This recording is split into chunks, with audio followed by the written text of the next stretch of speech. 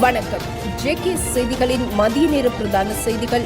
முதலில் தலைப்புச் செய்திகள். இலங்கையின் 9வது நிறைவேற்று அதிகாரம் கொண்ட ஜனாதிபதி தேர்தல் இன்று. ஆதரவு வழங்காத மூவரின் உறுப்புரிமையை நீக்கியுள்ளது ஸ்ரீலங்கா பொதுஜன பெரமுன. தேவை ஏற்பட்டால் ஊரடங்கு சட்டம் அமுல்படுத்தப்படும் என பொதுமக்கள் பாதுகாப்பு அமைச்சர் அறிவிப்பு. 2024 ஜனாதிபதி தேர்தலில் சுயேட்சை வேட்பாளரான ஜனாதிபதி ரணில் விக்ரமசிங்க தனது மனைவியுடன் சென்று வாக்களித்துள்ளார். கொழும்பு ரோயல் கல்லூரியில் அமைந்துள்ள வாக்களிப்பு நிலையத்தில் இன்று அவர் தனது வாக்கினை பதிவு செய்துள்ளார். இதேவேளை வாக்களிப்பதற்காக இன்று காலை 8 மணியளவில் ஸ்ரீலங்கா பொதுஜன பெரமுனவின் நாடாளுமன்ற உறுப்பினர் நாமல் ராஜபக்ச ஹம்பாந்தோட்டை தொகுதியில் உள்ள வீரகட்டிய DA ராஜபக்ச மகா வித்தியாலயத்தில் தனது வாக்கினை பதிவு செய்துள்ளார். நாமல் ராஜபக்சவுடன் அவரது மனைவி லிமினி ராஜபக்சவும் வருகை தந்திருந்தமை குறிப்பிடத்தக்கது. ஐக்கிய மக்கள் சக்தி வேட்பாளரும் எதிர்க்கட்சி தலைவருமான சஜித் பிரேமதாச மனைவி ஜலனி பிரேமதாசவுடன் வந்து தனது வாக்கினை பதிவு செய்துள்ளார். ராஜகிரிய கொடுவேகொட பகுதியில் இவர் தனது வாக்கினை பதிவு செய்துள்ளார். இலங்கையின் 9வது நிறைவேற்று அதிகாரம் கொண்ட ஜனாதிபதியை தெரிவு செய்வதற்கான தேர்தல் இன்று காலை முதல் பிற்பகல் 4 மணி வரை நடைபெற்று வருகின்றமை குறிப்பிடத்தக்கது. இம்முறை ஜனாதிபதி தேர்தலில் போட்டியிடுவதற்காக 39 வேட்பாளர்கள் வேட்புமனுக்களை தாக்கல் செய்துள்ளனர். எவ்வாறாயினும் இவர்களுள் முகமது இல்யாஸ் என்பவர் உயிரிழந்துள்ள நிலையில் 38 பேர் இன்றைய ஜனாதிபதி தேர்தலில் போட்டியிடுகின்றனர். காலை 7 மணிக்கு ஆரம்பமான வாக்களிப்பு நடவடிக்கைகள் இன்று பிற்பகல் 4 மணி வரை நடைபெறும் என்பது குறிப்பிடத்தக்கது. வாக்களிப்பு நடவடிக்கைகளை தொடர்ந்து வாக்குப்பெட்டிகள் வாக்குகளை எண்ணும் நிலையங்களுக்கு கொண்டு செல்லப்படும். அதேவேளை இத்தேர்தலுக்காக 1,71,41,354 பேர் வாக்களிக்க தகுதி பெற்றுள்ளனர். நாடளாவிய ரீதியாக 13,421 வாக்களிப்பு நிலையங்கள் ஸ்தாபிக்கப்பட்டுள்ளன. வாக்கெண்ணும் பணிகளுக்காக 1,711 நிலையங்கள் ஸ்தாபிக்கப்பட்டுள்ளமையும் குறிப்பிடத்தக்கது. இதனிடையே விசேட தேவையுடையவர்கள் வாக்களிப்பதற்கான வசதிகளும் ஏற்பாடு செய்யப்பட்டுள்ள நிலையில் பார்வையற்றோர் வாக்களிப்பதற்காக வேட்பாளர்களின் சின்னங்களை தொட்டு உணரக்கூடிய வாக்குச்சீட்டுகளும் பயன்படுத்தப்பட்டுள்ளன. பார்வை குறைபாடு உள்ளவர்களுக்காக விசேட சாதனங்களை வாக்களிப்பு நிலையங்களுக்கு கொண்டு வருவதற்கு அனுமதி வழங்கப்பட்டுள்ளதாக தேர்தல்கள் ஆணைக்குழு அறிவித்துள்ளது. தேவை ஏற்பட்டால் ஊரடங்கு சட்டம் அமுல்படுத்தப்படும் எனவும் வன்முறைகள் ஏற்படின் அது கடுமையாக அமுல்படுத்தப்படும் எனவும் பொதுமக்கள் பாதுகாப்பு அமைச்சர் டிரான் அலஸ் தெரிவித்துள்ளார். ஜனாதிபதி தேர்தல் அமைதியாக நடைபெற்று வருவதாக தெரிவித்துள்ள அவர் இச்சூழலை பேணுமாறும் பொதுமக்களிடமும் அரசியல் கட்சி தலைவர்களிடமும் கோரிக்கை விடுத்துள்ளார். ஜனாதிபதி தேர்தலின் போது நாட்டின் பாதுகாப்பை உறுதிப்படுத்த தம்மால் முடிந்த அனைத்தையும் செய்துள்ளதாகவும் பாதுகாப்பு அமைச்சர் டிரான் அலஸ் அறிவித்துள்ளார். ஸ்ரீலங்கா பொதுஜன பெரமுன கட்சியின் 3 நாடாளுமன்ற உறுப்பினர்களின் கட்சி உறுப்புரிமை நிறுத்தப்பட்டுள்ளது. அனுராதபுரம் மாவட்ட நாடாளுமன்ற உறுப்பினர் SM சந்திரசேன, இரத்தினபுரி மாவட்ட நாடாளுமன்ற உறுப்பினர் பவித்ரா வன்னியாராச்சி மற்றும் களுத்துறை மாவட்ட நாடாளுமன்ற உறுப்பினர் ரோஹித் அபேகுணவர்த்தன ஆகியோரின் உறுப்புரிமையே இவ்வாறு நீக்கப்பட்டுள்ளது. ஜனாதிபதி தேர்தல் தொடர்பில் கட்சியின் தீர்மானத்தை மீறி மற்றுமொரு வேட்பாளருக்கு ஆதரவு வழங்கிய காரணத்தினால் இத்தீர்மானம் மேற்கொள்ளப்பட்டுள்ளதாக ஸ்ரீலங்கா பொதுஜன பெரமுன கட்சி அறிவித்துள்ளது. ஒரு தேசிய அடையாள அட்டை இலக்கத்தின் கீழ் அனைத்து தொலைபேசி நிறுவனங்களிடம் இருந்தும் பெறக்கூடிய சிம்களின் அதிகபட்ச தொகையை 5ஆக மட்டுப்படுத்துவதற்கான பரிந்துரை நாடாளுமன்றத்தில் சமர்ப்பிக்கப்பட்டுள்ளது.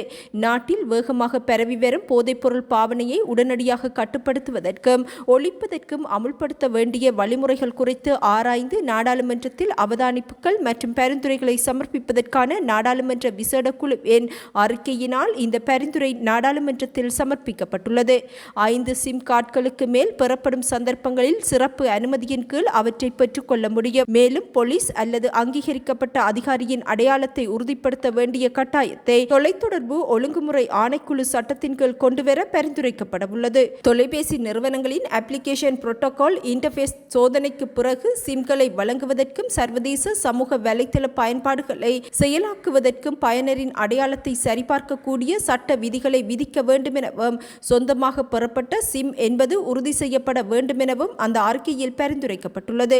அத்துடன் திருடப்பட்ட அல்லது உயிரிழந்தவர்களின் தேசிய அடையாள அட்டையை பயன்படுத்தி மக்கள் சிம்களை பெறுவதை தடுப்பதற்கும் அதனை பெறுவதற்கு முன் இறந்தவர்களின் தேசிய அடையாள அட்டை தகவலை வழங்குவதற்கும் தொலைத்தொடர்பு ஒழுங்குமுறை ஆணைக்குழுவிற்கு முன்னுரிமை அளித்து பிரதேச செயலாளரின் சிறப்பு பொறுப்பிலும் இந்த அறிக்கையின்படி விதிகளை இயற்ற வேண்டும் என தெரிவிக்கப்பட்டுள்ளது. காச நோயாளிகளின் எண்ணிக்கையில் கடந்த வருடம் பதிவானவர்களை விடவும் 46 வீதமானவர்கள் மேல் மாகாணத்தில் இருந்து அதிகளவில் பதிவாகியுள்ளதாக காசநோய் மற்றும் மார்பு நோய்களுக்கான தேசிய வேலை திட்டம் அறிவித்துள்ளது.